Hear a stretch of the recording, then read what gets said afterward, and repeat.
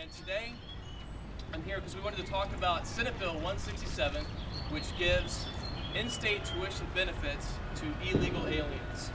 And I will let you know, when this bill was going through the House and the Senate, there was bipartisan opposition to this bill, and there still is bipartisan opposition to this bill. The bill barely got through the House of Representatives with a close vote of 74 to 65, where over 20 Democrats joined all Republicans to vote against giving in-state benefits to illegal aliens. And today, we're here to announce that MarylandPetitions.com is going to allow the people of Maryland to vote on this issue if we can get enough signatures. I've heard from the people of Maryland, citizens of Maryland, that they do not like this bill, they do not want this bill, and they'd like to be able to vote on this bill in November of 2012. And the way they're going to be able to do it is to support us by signing the petition and going to www.MarylandPetitions.com, mdpetitions.com. And with me today, I have several other speakers that are going to show us why this bill isn't good for Marylanders. But I can tell you, the people of Maryland are upset that this bill passed. They're upset because they know that illegal means illegal. That means it's against the law. The people of Maryland are upset about this bill because they know that we're taking loans just to get through the next year for our general fund, a $1.1 billion loan. We simply cannot afford to spend money on this program. The people of Maryland know that they need to have their voice heard and they need to vote. Today's a historic day because the last successful petition drive in Maryland was approximately 20 years ago. Not one statewide petition has been successful since then, and we expect this one to be successful because I'm hearing the energy of the people of Maryland that are opposed to this bill and want to see this bill defeated. They want to see us be able to vote on it at the ballot box, and the way that they're going to do it is by gathering signatures for their families and their neighbors, and even going to shopping centers and collecting those signatures. And I'm going to be with them, and MarylandPetitions.com will be with them every step of the way, helping them to bring this to referendum in the year 2012. And with that, I want to turn over the stage to the Honorary Chairman, Delegate Pat McDonough. Thank you, Neil. First of all, I want to thank Al Gore because he invented the internet. And this is the first real test on a petition in the state of Maryland that really involves the internet. And as you know, Maryland has one of the most difficult petition processes in the nation. The clock starts ticking immediately when the bill is passed, and we have deadlines that fall very quickly. And without the internet, we would not really have a chance. I think if we had 6 months, we would have 1 million signatures. But the internet has helped us because people can download at mdpetitions.com. And not only are they downloading the petitions to sign themselves, but we have created thousands of coordinators, activists, super citizens all across the state who are going out on the streets to their family and their neighbors and collecting these petitions. For those who do not know it, if the petitions are successful, the bill will be null and void. It will be dead for 1 year and 4 months until November of 2012, where the voters will have an opportunity to vote on it. And I believe that it will win an overwhelming victory, I think, in the black community, in the white community, and I believe it will even win in Montgomery County.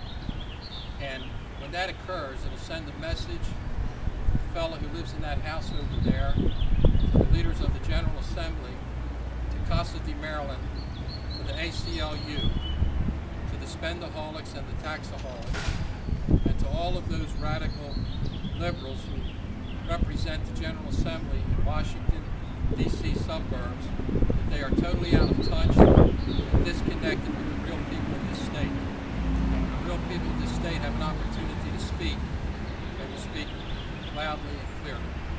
So I think this is a historic petition on an issue that has outraged the people of Maryland.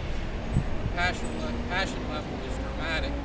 I have received literally thousands of phone calls and emails at my office, not at MD Petitions, which I then send out to these people who have gotten in touch with me to go to MD Petitions. So I think we're going to be successful. And I would like to introduce at this time one of those of us who fought so hard in along in the General Assembly against this bill, Minority Leader, Delegate Tony McDonough. Thank you, ladies and gentlemen. Thanks for being here today. I'm Tony O'Donnell, and I am the Minority Leader of the House of Delegates. I just want to make it very, very clear that this is about fairness for the citizens of Maryland. We're under no illusions about the difficulty of obtaining the requisite number of signatures to make this petition successful, but it's important, and it's important to try.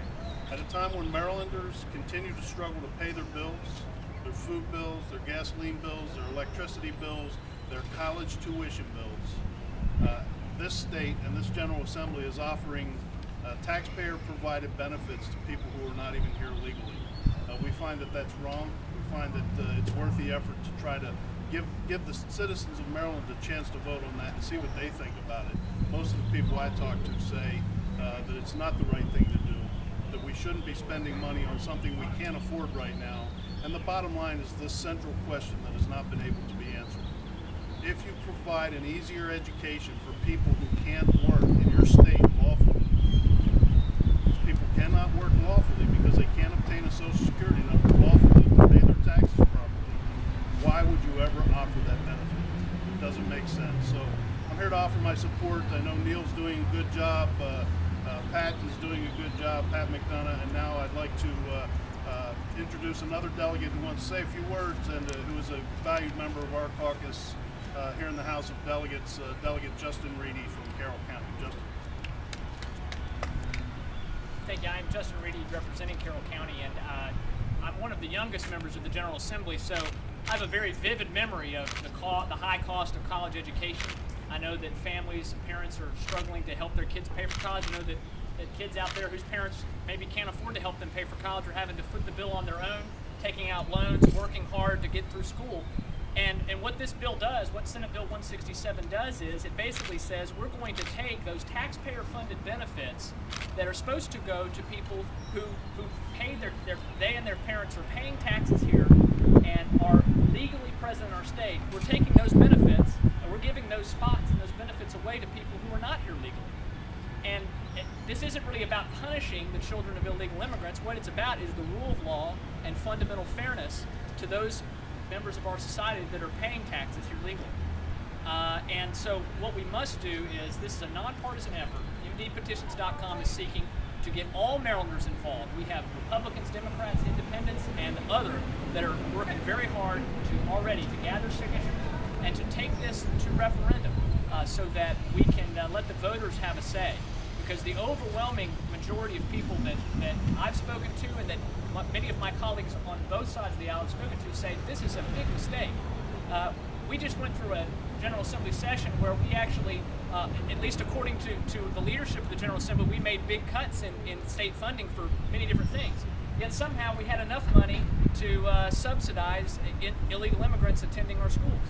It just doesn't make sense. And so I'm here today to join with my friends and call upon Marylanders to go to MDPetitions.com, to print out the petition, very carefully read the rules that are there. We have to follow the rules very carefully for submitting signatures, but to sign that petition and mail it back in, to get their friends, their neighbors, their family members, their fellow registered Maryland voters to sign it, and join us in this nonpartisan effort to get our state's fiscal house back in order and to be sure that the benefits that are going to the benefits that are supposed to be going to taxpayers are going to our tax-paying legal citizens here. Thank you very much. Just a final word, I'd like to say there are other delegates and state senators that are supporting this effort. I just wanted to highlight a few. Senator Rojan is one person that's supporting our efforts, and also Delegate Emmett Burns has indicated he's supporting our efforts. And we're very thankful for that level. And it's going to take the individual citizens in Maryland who are going to make the difference in making this petition drive successful as we move forward.